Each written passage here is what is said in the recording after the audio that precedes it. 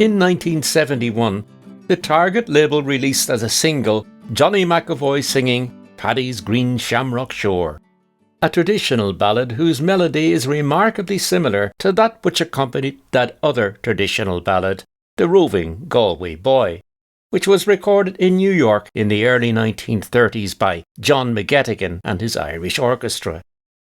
The same melody accompanied the Irish language song Glantan Glas Gidor by Prunchas Winnie, father of Alton's Mairead Muni. About a man sailing on the emigrant boat to New York from Derry, in 1978 Paul Brady included Paddy's Green Shamrock Shore on his album Welcome Here Kind Stranger. Now, if I were a betting man, I would lay a safe wager that this ballad was a version of a much older one, which probably goes back to the late 18th century or perhaps the opening decades of the 19th.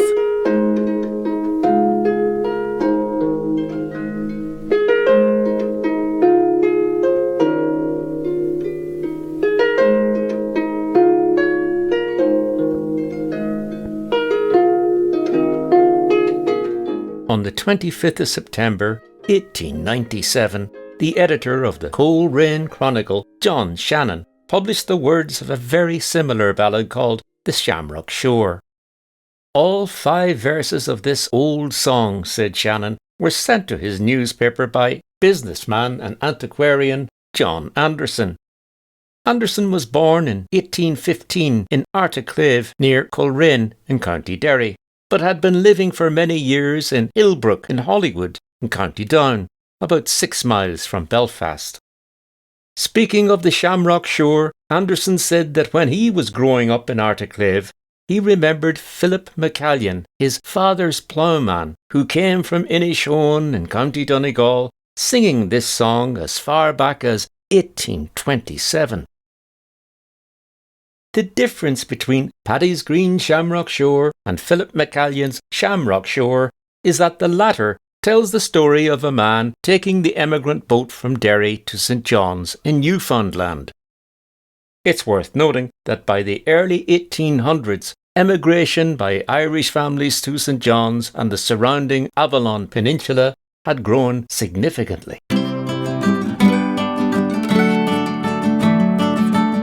The lyrics of the Shamrock Shore read like a Donegal man's eyewitness account of his voyage to Newfoundland. The ship on which he was a passenger seems to have journeyed under fair and clement weather, as the trip across the broad Atlantic, he says, only took 24 days. Some of these voyages could in fact take up to 6 weeks. The man talks about sailing around Inishowen and seeing the scenic Malin Head, as well as the steep-sided hill of Binavana in County Derry, and then passing around Inishtrahul, the now uninhabited beautiful island that lies about 7 miles northeast of Malin. For many passengers taking this route to the New World by ship, Inishtrahul would literally have been their last glimpse of Erin. We'll end our story with the Shamrock Shore, as published in 1897 in the Coleraine Chronicle.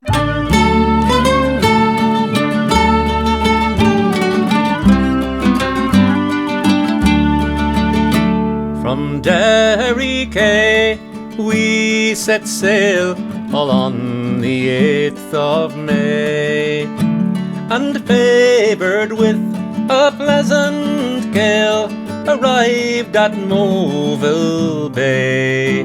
Fresh water then, nearly 20 tons, our passengers did store, lest we should want going to St John's, far from the Shamrock Shore. All safe on board, our anchor weighed, her head towards the sea. The sun beamed on Binavana Heights, more beautiful to see. Green Castle's ancient church and fort I always did adore, and many's a day with pleasure strayed along its lovely shore. At 12 o'clock we came in sight of famous Malin Head, and in each straw far to the right rise out of ocean's bed. A grander sight approached mine eye than e'er I'd seen before.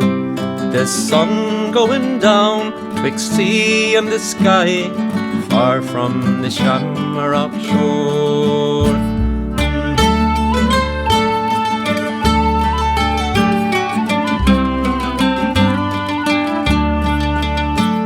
The next day we were all seasick, not one of us was free.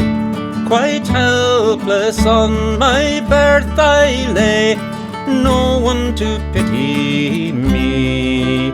No friends were near, but strangers dear, to lift my head once sore.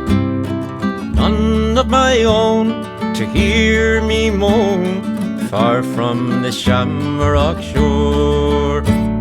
We landed on the other side in 24 days, and drinking o'er a parting glass, we took our separate ways.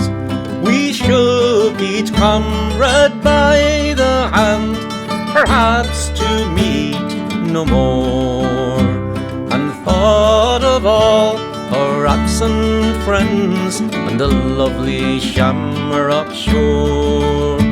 And we thought of all our absent friends and the lovely Shamrock shore.